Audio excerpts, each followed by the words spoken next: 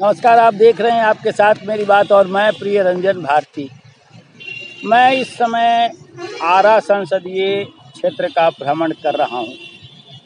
आरा संसदीय क्षेत्र वो क्षेत्र है जो शाहाबाद से लगता है, भोजपुर का इलाका, और इस सीट पर कभी बलिराम भगत और यादव सम्राट कहे जाने वाले शेरे बिहार राम लखन सिंह यादव जीता करते थे।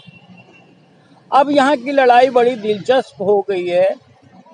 पिछले 2 चुनावों से यहाँ चर्चित IAS अधिकारी और केंद्रीय गृह सचिव रहे, ईमानदारी का अपना रिकॉर्ड स्थापित करने वाले राजकुमार सिंह यानी RK सिंह चुनाव जीत रहे हैं। अभी मोदी सरकार में केंद्रीय मंत्री हैं। पिछला चुनाव भी वही जीते थे, 2014 में भी उनकी ही जीत सुनिश्चित हुई थी। इस बार उनका मुकाबला इंडिया फ्रंट के भाकपा माले से है। भाकपा माले यानी CPI-ML के सुदामा प्रसाद से उनका सीधा मुकाबला हो रहा है। सुदामा प्रसाद का आधार यानी CPI-ML का आधार भोजपुर के इस आरा संसदीय सीट में कहीं अधिक संवेदनशील है। अति पिछड़ा और जो वंचित समाज है वो CPI-ML का हिस्सा रहा है। उसकी जड़ें गहराई तक गांवों में जुटी हुई हैं। इसलिए लालू प्रसाद यादव ने जब इंडिया फ्रंट की सीट शेयरिंग की तो ये सीट माले के खाते में डाल दी है। माले को 3 सीटें दी गई थी, जिसमें आरा, काराकाट और नालंदा। यहाँ से माले की लड़ाई बड़ी रोचक मुहाने पर पहुंची हुई है। उसके समर्थकों के साथ साथ MY समीकरण, जो यादव और मुसलमान तबका है, लालू यादव के साथ रहने से उसकी तरफ झुकने के आसार हैं। यानी माले के वोट बैंक में, माले के खाते में ये जनाधार जाता हुआ बताया जा रहा है। लेकिन जब क्षेत्र का भ्रमण कर रहा हूँ, यहाँ के लोगों से बात करता हूँ, तो 2 ही बातें निकल कर आती हैं। या तो मोदी की गारंटी, मोदी के पक्ष में मतदाता खुद कर बोलते हैं और ये कहते हुए दिखते हैं कि RK सिंह का कोई मुकाबला नहीं है, वो बड़े मार्जिन से जीतेंगे। उनके पक्ष में एक ही दलील है कि मोदी का कोई विकल्प नहीं है और मोदी बेहतर काम कर रहे हैं विकास का और देश के उत्थान का। लेकिन हम बिहार में जब संसदीय चुनाव की बात करेंगे तो जातियों में जो खींचतान है और जाति आधारित जो वोटों का बंटवारा होता है उसको नज़रअंदाज नहीं कर सकते। लिहाजा आरा संसदीय सीट में भी ये समीकरण फिट बैठता है। माले के जनाधार में MY के साथ साथ वंचित तबका जो लाखों में है वो जाता हुआ बताया जा रहा है।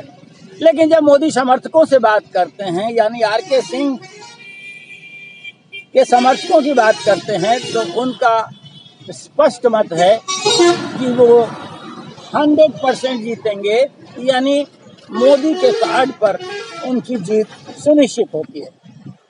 लेकिन ये होगा या नहीं होगा, इसका हम आकलन सिर्फ कर सकते हैं, इसका अंदाजा लगा सकते हैं।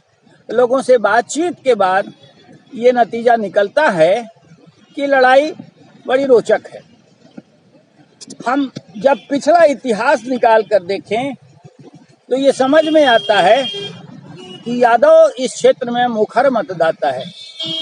ऐसे में ये तय मानिए कि यादव मतदाता आरके सिंह के पक्ष में तो वोट नहीं करेगा। जब बलिराम भगत और रामलखन सिंह यादव जैसे सूरमाओं के साथ वो जाता है तो आज की तारीख में वो उनका ही वोट बैंक कहा जाएगा और इस आधार पर वो सुनिश्चित माना जाएगा कि ये तबका चुनाव में उनके साथ जाएगा। चुनाव में जब भी जाएगा ये तो तय मानिए कि ये पूरी तरह से एकजुटता दिखाते हुए मोदी के विरोध में वोट करेगा। यही हाल मुसलमानों का है जो मोदी को हराने के लिए यानी प्रधानमंत्री नरेंद्र मोदी और एनडीए के खिलाफ खुलकर वोट करता है। मुसलमानों की आबादी यहाँ बहुत बड़ी तो नहीं है, लेकिन इतनी बड़ी आबादी तो है कि वो जीत हार का निर्णायक पायदान छू सकती है। जो सबसे महत्वपूर्ण तबका है वो है ईबीसी और गैर यादव ओबीसी। गैर यादव ओबीसी और ईबीसी कितना बढ़ता है, सीपीआई-एमएल के पक्ष में कितना झुकता है, इससे जीत हार निर्णायक होगा। लेकिन आरके सिंह के पक्ष में जो बड़ी बात है वो ये है कि मोदी की गारंटी तो है, इसके साथ साथ उनकी बेदाग छवि, उनकी ईमानदारी और उनकी कर्मठता के कायल सभी वर्ग के लोग हैं। इन सभी वर्गों में उनका एक अलग आधार बना हुआ है। अगर जाति के आधार पर देखें तो राजपूत बहुल 3 विधानसभा क्षेत्रों के अलावा भी जहां उनकी आबादी सघन है वो आरके सिंह के पक्ष में गोलबंद है। सवर्ण वोटर्स जो करीब 22% इस इलाके में है वो पूरा का पूरा आरके सिंह के पक्ष में जाता हुआ है। इसके अलावा अगर ईबीसी और गैर यादव ओबीसी का हम गुणनफल कर लेते हैं तो आकलन यही कहता है कि ये जनाधार आरके सिंह की जीत फिर सुनिश्चित करने की तरफ बढ़ रहा है। ऐसे में अभी लोकसभा चुनाव का मतदान जब आखिरी दौर में 1 जून को होगा तब तक प्रधानमंत्री नरेंद्र मोदी की जनसभा भी यहाँ हो जाएगी। प्रधानमंत्री के रैली के बाद एक और वोटों का स्विंग बढ़ता है और वो हर सीट को हमने देखा है। जहाँ जहाँ वो जा रहे हैं, जहाँ जहाँ उनकी जनसभाएं हो रही हैं, रैलियां हो रही हैं, वहाँ वोटों का पैटर्न रातों रात बदल जाता है, लोगों का मूड बदल जाता है। अभी काराकाट और आरा में जो आखिरी दौर के मतदान होने वाले हैं उसमें ये शामिल है और मोदी की सभा भी 25 जून को निर्धारित है। 25 जून के बाद भी 7 दिनों का अंतर बचता है और 7 दिनों में वोटों के करवट बदलने के आसार काफी दिखते हैं। लेकिन आज जब 23 तारीख को यानी 23 मई को मैं आरा के इस क्षेत्र का भ्रमण कर रहा हूं, तभी ये संकेत मिल रहे हैं कि यहाँ कोई लड़ाई नहीं है और यहाँ अगर लड़ाई कोई है तो उस लड़ाई में आरके सिंह बाजी मारते हुए नजर आ रहे हैं। लगभग 50 से अधिक लोगों से मिलने के बाद मुझे मोदी के पक्ष में यानी आरके सिंह के पक्ष में 40 लोगों ने अपनी बात कही और इसी आधार पर ये निष्कर्ष निकालता हुआ आपसे मुखातिब हूं। दूसरा जो बड़ा फैक्टर है वो ये कि आरके सिंह का विरोध करने वाले भी मोदी के विरोध में नहीं जा रहे हैं। लोग डिसडैट तो कर रहे हैं, लोग ये तो बता रहे हैं कि मोदी ने जो वादा किया वो नहीं पूरा किया, आरक्षण की बात भी घुसा देते हैं। संविधान बदलने की आशंका भी कर देते हैं, नौकरियों जो मिलनी चाहिए उसकी बात भी कर देते हैं, लेकिन वो प्रधानमंत्री का विरोध खुल के नहीं कर रहे हैं। और ये इस बात का इशारा करता है कि आखिर आरा की लड़ाई क्या करवट लेने वाली है। अभी वक्त है और वक्त के साथ बहुत सारी करवटें बदलनी हैं।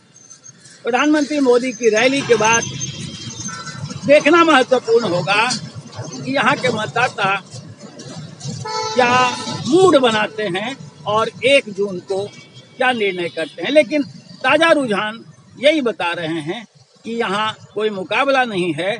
माले और भाजपा के जंग में, यानी इंडिया फ्रंट और एनडीए की लड़ाई में आर.के. सिंह फिर तीसरी बार, यानी जीते हुए, अब इस बार जीतते हैं तो चौथी बार वो संसद में दस्तक देते हुए नजर आएंगे। आरा से मैं प्रियरंजन भारती, आज के अंक में फिर बस इतना ही। कल मैं किसी और क्षेत्र का विश्लेषण आपसे करता हूं। देखते रहिए आपके साथ मेरी बात। नमस्कार।